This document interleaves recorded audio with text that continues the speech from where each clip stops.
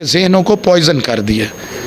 वो लोग मियाँ नवाज़ शरीफ की साबका कारकर्दगी से नावाकिफ़ हैं। अस्सलाम वालेकुम, आप देखें डिजिटल मैगजीन और मैं हूं अज़हर फ़ारूक। नाज़रीन, हम इस टाइम लोधरा के अंदर मौजूद हैं। हमारे साथ अब्दुर्रहमान कांजू साहब मौजूद हैं, 2 दफ़ा वज़ीर भी रह चुके हैं। इनसे पूछेंगे 21 तारीख को क्या मियाँ साहब आ रहे हैं या नहीं आ रहे, और लोधरा की आवाम क्या मियाँ साहब को लेने जा रही है नहीं लेने जा रही। सर, पहले तो बहुत शुक्रिया, आपने कीमती वक्त में हमें टाइम दिया है।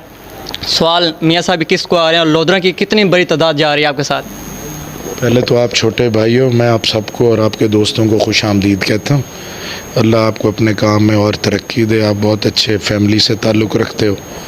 उसके बाद गुजारिश ये है कि जी इस टाइम मौजूदा मुल्क की जो हालात हैं, इसमें तमाम तर मामलात जो हैं वो मैं समझता हूँ कि इस टाइम पूरी कौम की निगाह मियाँ नवाज़ शरीफ की आमद पर है। क्योंकि जब भी पाकिस्तान को नाकाबिल तस्खीर बनाना था तो मियाँ नवाज़ शरीफ ने एटमी धमाके किए। जब इस मुल्क में 20,000 मेगावाट बिजली शॉर्ट थी और 20-20 घंटे लाइट नहीं आती थी, मियाँ नवाज़ शरीफ था। जब कराची में अमन नहीं था तो मियाँ नवाज़ शरीफ और अफवाज ने ये मसला हल किया। रोज़ धमाके हो रहे थे, मियाँ नवाज़ शरीफ और ज़रबुल अज़ब उस वक्त शुरू की गई, उसके तहत धमाके, खुदकुश हमारी मस्जिदों में, इमाम बारगाहों में, चर्चेज़ में हमारे मुख्तलिफ़ कम्युनिटीज़ पे अटैक किए जाते थे, वो सारे बंद हो गए। आज हमें एक महंगाई का जिन है जो कि बेकाबू है, जिसकी वजह से हर हाउस होल्ड, ख़ुसूसन मिडिल क्लास लोग जो हैं वो बेचारे बहुत ज़्यादा परेशान हैं, और हम ख़ुद भी महंगाई की वजह से परेशान हैं। मौजूदा वक्त में अगर कोई उम्मीद की किरण नज़र आती है तो वो मियाँ नवाज़ शरीफ है। मियाँ नवाज़ शरीफ इंशाअल्लाह बफ़ज़्ल खुदा 21 तारीख़ को शाम 4 बजे हर सूरत में लाहौर पहुँच रहे हैं जी। इसमें कोई अबहम नहीं है।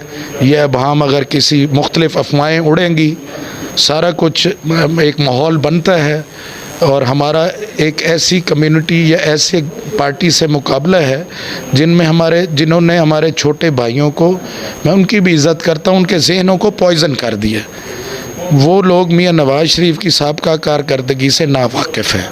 इंशाअल्लाह मेरा अल्लाह करम करेगा, नवाज़ शरीफ आएगा, इस कौम को इस महंगाई, इस लाकानूनियत के अफरेब से निकालेगा, अपने तजर्बे की बुनियाद पे, अपने बैरूनी दुनिया में ताल्लुकात की बुनियाद पे। क्योंकि इस मुल्क में सिर्फ़ 2 चीज़ों से अब मसले हल हो सकते हैं।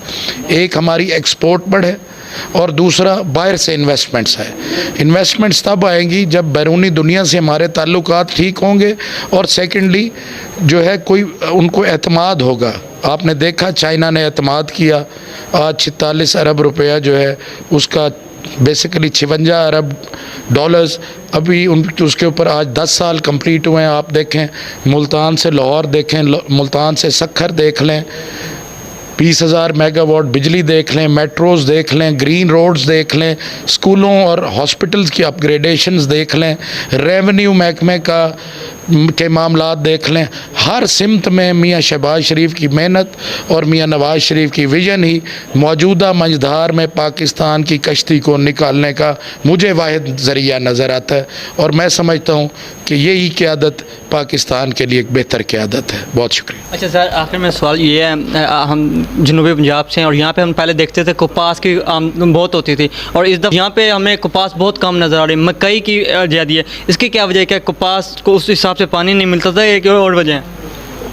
कपास पिछले साल हुई हमारे जो है, आज से कपास की, एक तो मैं एज़ अ काश्तकार आपको बताना चाहूँगा कि उसकी काश्त में ख़र्चा ज़्यादा होता है, रिस्क बहुत ज़्यादा था।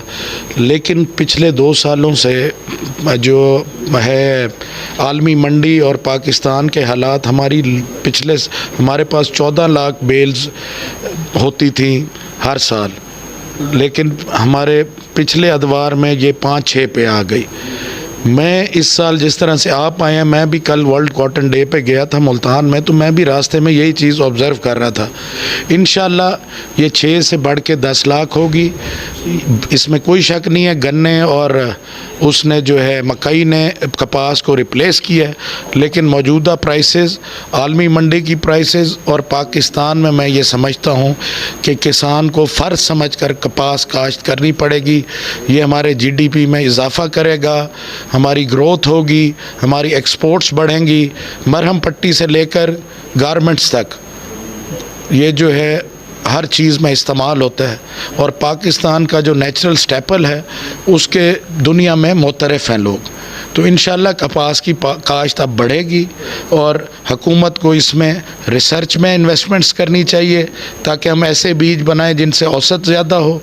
ये पानी कम खर्च से होने वाली फसल है मकई और गन्ने के मुताबिक, इसलिए आज पानी का इशू है दुनिया में, वो इशू भी हम इसकी स्मार्टली पानी के इस्तेमाल से कपास में हम इसको, चाहे वो ड्रिप इरिगेशन हो या मज़ीद साइंटिफिक उसके जो हों, उससे जो है वो इंशाल्लाह हल होगा।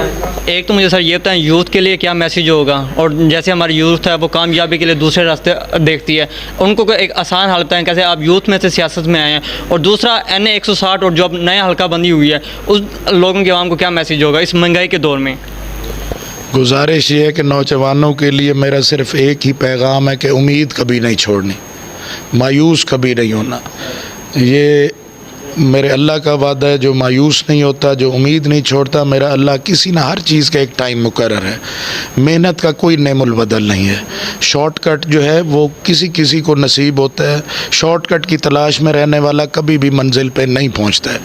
मौजूदा इस हालात में मैं ये समझता हूँ कि महंगाई के इस दौर में हर बंदा परेशान है। गो के देहातों में अजनास मतलब हमारा हिसाब किताब बराबर हो गया कि हमारी कीमतें बढ़ी हैं, लेकिन ये है कि उस